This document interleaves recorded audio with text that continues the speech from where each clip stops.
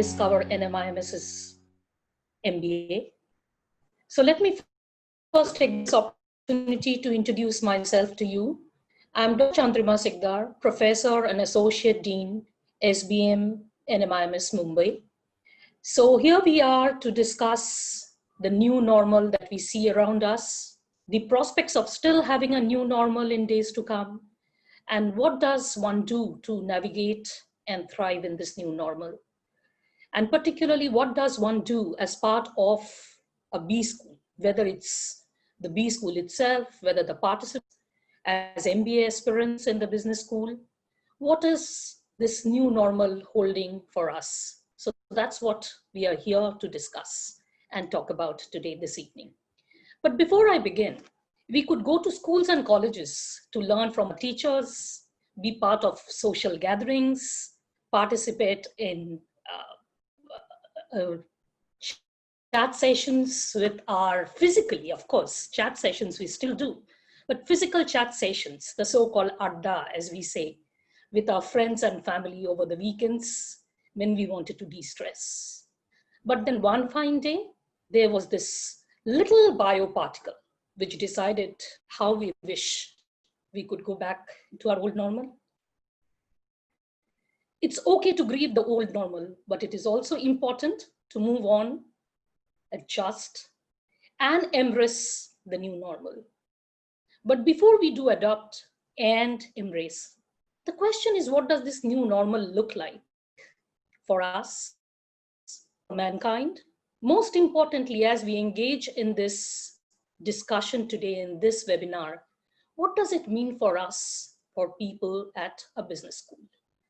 So as we make this movement towards getting back and opening up, are we clear as to what are those normals which will return to where they were the pre-COVID period?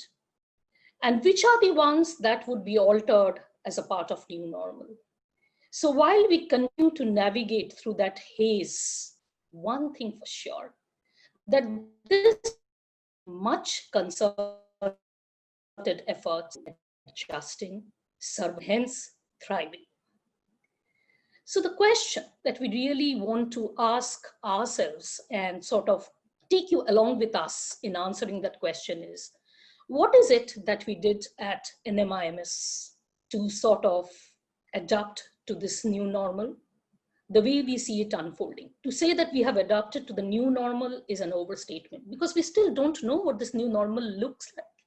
It's evolving on a daily basis. So this adaptation that we are talking about is also something which has to happen on a daily basis. And this will take us on our path of survival. And if we are lucky enough, we'll be able to thrive, right? So what I want to do as part of our discussion today is first tell you that, what is it that at NMIMS we did that enabled us, or that sort of saw us through some of this unprecedented times, uncertainties that we saw initially coming around and hitting us early this year. So to really begin and tell you that, what are the things that we did and sort of sailed through in the last 4 months, the answer to it is much of what we did comes from what we have been doing and how we have been doing. So I guess a little history will set the stage for what are the things that we did, what are the things that we are doing, and what are our plans for the way ahead. All right. So with that, I'll take you through a brief presentation of what NMIMS is all about. How is it that we conduct our day-to-day business, our business of imparting education to MBA aspirants, and seeing the MBA graduates do well in the corporate world after they graduate from our institute. And once I have set that legacy out in front of you, many of the things that we have done, many of the things that we are doing, and our plans for the future will be pretty much aligned to that.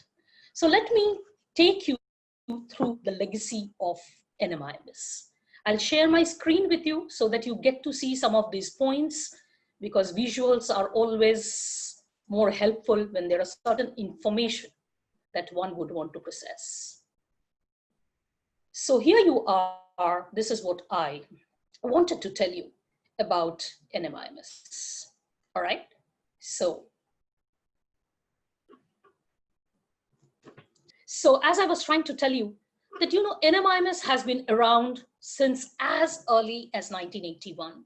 Of course, we became a deemed to be university in 2003, but the School of Business Management, the school for which I work, is as old as that 1981, only that after the university status was conferred on NMIMS, School of Business Management operated as its business school, while there were many other schools which came under the umbrella of NMIMS University, including campuses like those in Bengaluru, Hyderabad, Indore, and Navi Mumbai.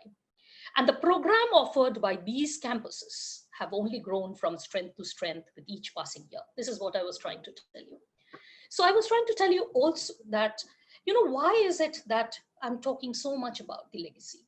So the point that I was trying to make in all these points that I meant, that milestones that I mentioned about NMIMS is because I wanted to tell you that this institute has been around for a very long time, as early as 1981. And since then, it has been consistently sort of been one of the top rated business schools of the world. So to be there for such a long time and still make it among the top 10 is just not something that we are saying. The rewards, the recognition, the accreditation that we earned on the way is a testimony to what we have built and what we stand for.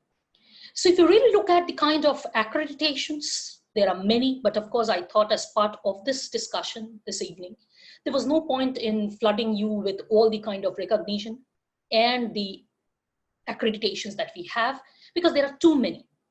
If I start talking about them, they go on. So I thought it was a good idea to highlight some of the ones that we are truly proud about and are some of the latest feathers in our cap. So one such accreditation is the Association to Advance Collegiate Schools, popularly called the AACSB accreditation, which is an international accreditation. And with this latest accreditation, SBM of NMIMS have joined the famous and the prestigious fraternity of business schools worldwide. In India, there are 7 other schools and the premier ones which have this accreditation. So even Bengaluru and Hyderabad, their programs are AMBA accredited. They are relatively newer campuses, but in spite of that, they have already earned some prestigious accreditation. And the rewards and the recognitions that we have seen from, the various organizations within India and others are also many and many. If we go on listing them, we will possibly sort of cover up some 2-3 more slides out here. So let me highlight the ones that we are truly proud of because they are latest and we are still living up with the excitement of having them. So what were our strengths? Yes, our strengths were have been and are our dynamic faculty. So NMIMS has an abundance of intellectual capital in the form of faculty members who are renowned in their respective fields and are committed to creating a dynamic learning environment. They create knowledge for us through their extensive research in all functional areas of management. They help to develop the school curricula in line with the evolving business environment and develop and practice innovative methods of teaching and learning. They are just not into teaching, not only into curriculum development, but they are into extensive research, doing their publications in national and international journals, presenting papers, engaging in joint research projects with industry associations, professional bodies, Government of India. They are in mentoring PhD students, they're editing and authoring textbooks. So all their extensive research engagement has actually complemented and abated the new course development and helped to enhance the student learning experiences within the classroom. So we are truly proud of the faculty, and we do realize that they are one of our main strengths. The other strength which NMIMS has had and is proud to talk about it is a strong corporate interface. So what would be a corporate interface all about? So a corporate interface depends upon, the number of research projects that a school takes up for various industries, for the various professional bodies, the number of field cases that the faculties are writing, the number of corporate projects and the number of management development programs and the consultancy projects that are conducted by the school. And we are very, very proud to tell you that in all these indicators, SBM and NMIMS, all the campuses, had been consistently performing and have only grown stronger by the years. So, where do you see, question is, where do you see the benefit coming to you from the institute doing corporate projects or corporate consultancy for the corporates or doing projects for the government? So let me tell you, industry experts are a part of our curriculum development on a regular basis. All programs that we have as part of our schools, they are only designed, brainstormed, and approved by our industry counterparts, where we have board of studies, where they come, we get our course curriculum, course outlines, course content, course structure vetted through them. And that's only when they reach the classrooms to be delivered by our faculty. So is it only the faculties who deliver it? Faculties who are part of the NMIMS? Answer is no. We do have industry experts coming and anchoring courses for us. There are joint courses which are anchored with in-house faculty along with industry experts. So that clearly tells us that corporate interface is something which goes to enrich the teaching learning experience. Is there anything else that the corporates have to offer us? Yes, of course. We have something called an IIPC cell, all right?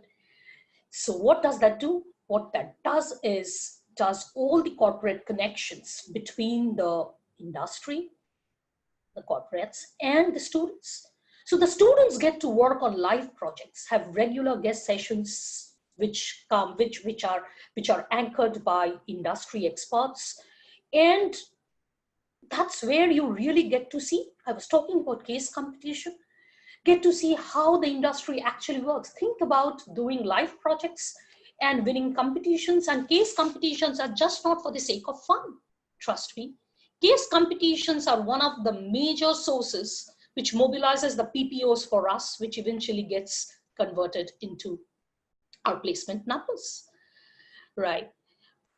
NMIMS has a very strong executive education center, which on a regular basis, they do MDPs for us, the Management Development Program. So we get to understand that which are these areas where the corporates want certain training from us, what are the gap areas where they want us to come in. All students, as a part of their MBA curriculum, actually take an internship, which is a mandatory internship for 3 weeks in an NGO, and get themselves acquainted with how the social sector looks like. All right. And of course, students, aspiring students that you are, that, we always believe that nothing works from one side. So while we strive to strengthen our position by creating value, by ensuring that the value really gets passed on to our students on the other side, we always believe that one of our biggest strengths has been the students. We get the cream de la cream students coming to us, and it's the peer pressure, I guess, which sort of also works on every student who becomes eventually a part of NMIMS. And I guess it's the students who ultimately have made the name that we have made for ourselves. So this has been primarily our strength. So we had been working for a very long time and consistently working at what we do, what we are doing. And these had been the strengths that we had been very, very careful about and cultivating. So with all that presence for a very long time, with all those strengths that we are talking about, question is, how did we navigate through the COVID crisis? It's not that there had not been crisis before this, but this has been an unprecedented one. All right. And it took a lot for even the strong one, even the one who had been there in business for a long time, knowing exactly what to do and what not to do. So we too were stumped.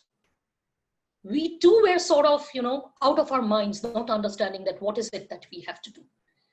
So what are the things that enabled us to navigate through this crisis? A, the resilience and the resort to prompt and innovative approaches. So if you remember, universities had to close down suddenly as per the government announcement of the nationwide lockdown sometime in mid-March. And we were in between two of our ongoing trimesters, our third trimester for first year, and we were in the sixth trimester for our second years. So some of the quick and immediate responses that the Institute took, which ensured that the trimesters were completed on time without major disruptions, because trimester 3 is very important because our first year students go for their summer internship after the third year. So we had to finish things on time. So we quickly developed and arranged technical infrastructure in the form of getting these online teaching platforms, and now they are the normal. We used extensive use of our in-house student portal for conducting examinations. We did online corrections, we declared the results. So nothing as such stopped. We even did our PhD, which is one of the most highest degree that a university offers. And it takes a lot of processes to get these students on board. So we did even those via these online delivery platforms. So yes, we showed a lot of resilience and we resorted to some prompt and innovative ways of doing things. The Institute, and we all at the Institute, recognize that the role of emerging technologies were absolutely important for seamless delivery online, and we had to ensure increased student engagement and motivation because nobody likes this online platform to begin with. I mean, it's so much more exciting to do something physically, to have the student seated in front of you or for the student to see the teacher in front and do it. But then there was no way out. This was the only way that we kept on moving ahead. So the Institute invested heavily on digital learning tools. So computers, high-speed internet connectivity, handheld devices, ebooks, MyLab resources. So everything was sort of arranged so that nothing stops. And yes, just having online platforms and online tools and digital devices to help you do the classes is not good enough to say. Who trains the faculty and the staff? So all that I said we did so that nothing stopped had to come with heavy investment from the side of the faculty and the staff. And we did manage to sail through. All right, so is that all? So we responded, we showed resilience, we invested on digital techniques and all that. But it's not easy to have a class online where you don't get to see your entire class in front of you. You don't even know if the student on the other side is following you because it always takes a time to sort of react, respond. Sometimes you have these technical issues. We often see when we are doing classes, a student might have a problem with bandwidth, might have a problem with a microphone. You just saw me disappearing from this webinar because I had an internet issue, and the same can happen on the other side. So how do we keep the student motivated and engaged? So one thing that we did, and that's the new normal now, is realignment of our pedagogy. We ensured active participation and engagement of students in virtual classrooms. And how did we do it? We did an effective mixing of synchronous with asynchronous learning and teaching. So we moved consciously towards what has been come to call today as blended learning or hybrid learning, wherein technology and media is integrated with the traditional instructor-led classroom activities. So there is a lot of things that the student has to do on the other side, which keeps them motivated, which keeps them engaged, which keeps them interested in what they are doing. And hence the class becomes as vibrant virtually as it was ever physically. What else? What we additionally did was turning challenges into opportunities. We took this challenge and saw that what were the kind of opportunities lying there. So trust me, now we have faculties coming from overseas to take classes with our students. Why not? I can be seated in Mumbai and teaching students seated in Mumbai, why can't somebody seated in San Francisco and teach my students in Mumbai? And that's exactly what we did. For every Thursday, we have something called a research seminar, where all our students who are interested are most welcome to participate along with faculties. We have speakers coming to us from Germany, from Italy, because now distance is not a problem. All that we need to do is working out a little on the time, right? So we did look for challenges and converted. We did understand our challenges, but successfully converted many of them into opportunities. And then what we did. Of course, all that we are saying is much easier said than done. It's not easy to do all of this. So what we did alongside all of this was cultivating positivity, cultivating mindfulness. We devoted a lot of time on doing things which would work on mental wellness, on the well-being, mindfulness. We spent time on discussing not only your IQ or EQ, but also the SQ, the new quotient that we talk about so much these days, the spiritual quotient. So positivity is something, I think, which have really enabled us to take things in our stride and move on. So these are the things that at NMIMS we did that has helped us navigate through the COVID crisis. So the question is that what we want to do for days to come? Of course not. Of course not. As I said, it was initially a sense of getting overwhelmed. We don't know what to do. We were suddenly thrown off our regular path. We were off gear. We didn't know what to do. We showed resilience. We came back. We said that we have to do somehow or the other. And we sort of started moving ahead with a little apprehension, with some uncertainties around, with a little haze, but we managed. We sailed through. We did navigate with all those things that I said we did. But then after all these months, so March, today is September. So April, May, June, July, August, September, 6 months into navigating. It's enough time. And we have started thinking, what should be the way forward? Do we really want to keep on navigating? The answer is no. We want to strike back and thrive in this post-COVID world. So what is it that we have to do? And what is it that we are thinking of doing? So A, we want to identify the challenges and needs of the business world. Because much of what the business world does is where we have to align ourselves, because we are the ones who are very, very closely connected to what the business world needs and requires. So A, we want to identify the challenges and needs of the business world and integrate that into our curriculum. We want to focus on developing the knowledge and the skill sets of our current and future batch of students as per the feedback of our recruiters, because I'm sure they are also navigating their way. They are also still understanding what are the new ways of doing business. So once they are sure of what they want, once they come back to us with what they want, we are sure to integrate that into our curriculum and focus on developing those knowledge and skill sets, which could be very different from the old normal. So as I said, there are some normals which might return to where they were, while there could be some new normals which will come in this post-COVID period. So we have to rework, realign, and redefine and invent those ways of building the knowledge and skill sets, which would be absolutely important.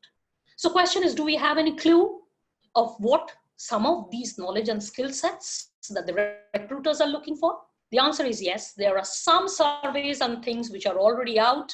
You can go back and check yourself in the public domain. They're already available. So one such corporate recruiter survey was conducted by GMAC, which is our partner for our NMAT exams. So some of the skill sets which the corporate recruiters are looking at, and this is based on a primary survey done by GMAC in 2020, are managing strategy and innovation. So mind you, the recruiters are saying that business is no longer about a profit maximization or sales maximization or a cost minimization. It's about the way how you optimize. It's not about your quantity, your price, your cost management, not anymore. Innovation, creative thinking. How do you manage tools and technology? Most importantly, what has featured in a big way in this survey is Recruiters are looking for interpersonal skills and interpersonal orientation. I hope you know what they mean. While interpersonal skills talk about how do you interact with people, your ability to talk, hear out the other person, that is listen, and question people. These are your interpersonal skills. Interpersonal orientation is your tendency to behave in a certain way when you're around a group of people. So these have become so important. Motivation, leadership. I'm sure you go back to the corporates and ask what has been one of the biggest challenges that they had faced in the course of the last few months they would definitely, at least 70–80%, if not more, will come up saying that the biggest challenge was keeping the workers motivated, keeping the employee motivated, while making them work, making them learn new ways of doing things, and at the same time ensure that the productivity was there. All right, because it was suddenly, changed everything. What I had been doing for the last 25 years in my class suddenly disappeared in a jiffy.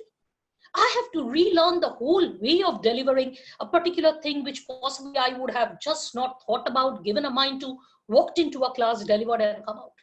But then, after so many years of teaching, I also have butterflies in my stomach when I'm opening my online system, getting across and meeting my students, because I'm constantly worrying that whether I'm being able to reach out to them, because I don't see anybody in front of me. So the same thing happens for the corporates. I'm sure for them, it is like, thinking, new way of thinking, generative thinking, managing decision-making process while you are away from your workforce. The customer's mindset has changed in the new world. So there are so many things. So some of the things which I have really brought it up, of course, there were more pointers that the corporate recruiters have given us. But the ones which I felt that were among the top in that list was definitely all of this. Look at that term, conscientiousness. What does conscientiousness mean? It tells you that, come what may, you are the person who are motivated at doing what you're doing. So if you have that conscientiousness, you will do at any time, whether it's a normal time or an abnormal time, you are self-motivated to do the work that you want to do. See the next point after conscientiousness. It talks about managing human capital, as I told you. That has been perhaps one of the bigger challenges that the corporates have faced. So now that we know that these are some of the things that the corporate recruiters are talking about, we have to incorporate them in our curriculum. So mind you, while it's going to be a lot of finance, accounts, and marketing strategy and sales and distribution as part of the curriculum, but of course there is a lot to do with psychology, a lot to do with talking about human mind. So there are so many things.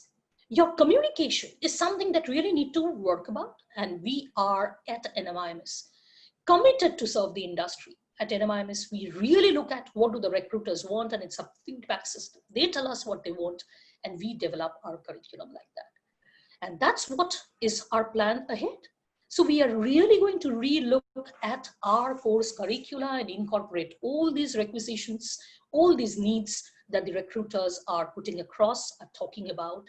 And we will ensure that while we have engineers with good analytical skills, but we also want experts in psychology to come across, and then we have this amazing blend of people good at analytics, good at data, good at numbers, but then somebody who is good at reading minds also. Not only the minds of the customers, but the mind of the employees. And that's how we plan to go ahead. So yes, while we have navigated, have successfully done it in the last 6 months, and I'm sure we will do it in coming days, but yes, we have our plans in place for thriving through this uncertain times.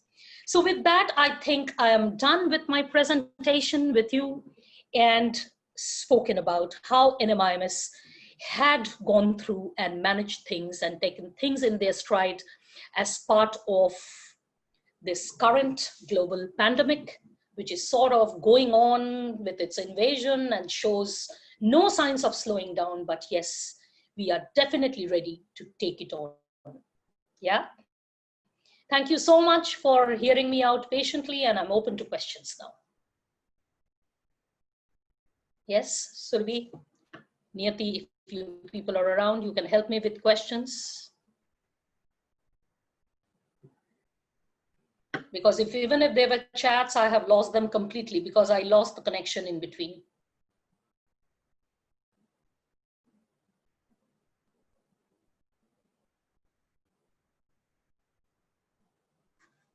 Yeah. Any question from any participant?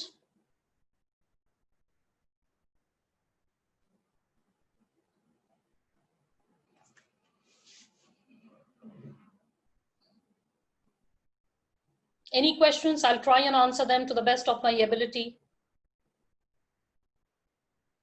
Yes, thank you for your question, Manik. So NMIMS does have an entrepreneurship cell and an incubation program. We have a center called Atal Incubation Center. And there are contests and things which are floated by this incubation center. And once, if you join us, if you be part of our NMIMS family, you will definitely have an opportunity to be part of it. You can also send in your queries. So maybe you heard me, you might want to do a little more exercise related to what we are, how we are. You can definitely visit our website. If you're looking for any particular campus, you can visit those campus websites. Of course, you can go from the main NMIMS website to the different campus and schools, sort of navigate through our website and understand the kind of programs that we have to offer, which comes under NMAT. And then, yes, Surbi has already shared the NMIMS ID. So you can most surely send in your queries through this admission inquiry at the rate of nmims.edu, which my colleague Niyati has shared in the chat box. But I'm here for a while. If you want to ask your questions, please feel free. So Surbi, just let me know, Niyati, just let me know, as long as you want me to be here to take questions. All right, so Manik has a question. He says the NMAT notification said the exam registration starts by 1st of August, but it still hasn't started and there are no updates as well. Can you give us an estimate as to when can we expect it to open? So Niyati and Surbi, would you want to take that question, or would you want Manik to connect with the examination? I'm sorry, the admission cell? If one of you can take that question, that would be really nice. So Manik has an answer for that. Hello. Hi, Manik. So the registrations are going to open by 14th of September. And you will get we will definitely share the notification to everyone once the registrations are started. So Shruti also has the same question. So Manik, Shruti, I hope you have heard my colleague Niyati out there. So I guess, as I said, it's an evolving situation. So on an everyday basis, we are working out on dates, understanding how it goes. But if you have failed to communicate, my apologies for that. We'll definitely work on sending out the communication again, and you will get to know when are we starting. So as of now, it's September. You can put it across here and we can send it across to our respective departments. So Manik said, thanks a lot, had been waiting patiently for a date for a long time. Yeah, Manik, I'm so happy that you feel nice about getting the communication across. And we are generally very good with our communication, Manik. Do write to us whenever you want at the admissions inquiry nmims.edu. I'm sure my team of admission will answer you back the moment they get your query. Any other question, guys? We are here to take it. All right, sounds like no questions. As I said, please take your time. There is no rush. I hope we had been able to tell you that what are we doing here at NMIMS and making things work, and we still have the excitement going on our side. So yeah, take your time, get back to us, and we will keep on answering your queries. Ma'am, I think there are no questions, so we can end the session. Thank you so much for your time and such a insightful session today. Thank you so much, Niyati, and I wish that it added value to all the participants who had joined us today to sort of get an insight into what we are doing here at NMIMS. Thank you so much, participants, for being part of this webinar. I'll take your leave now. Thank you so much. Thanks, Surbi. Thanks, Niyati.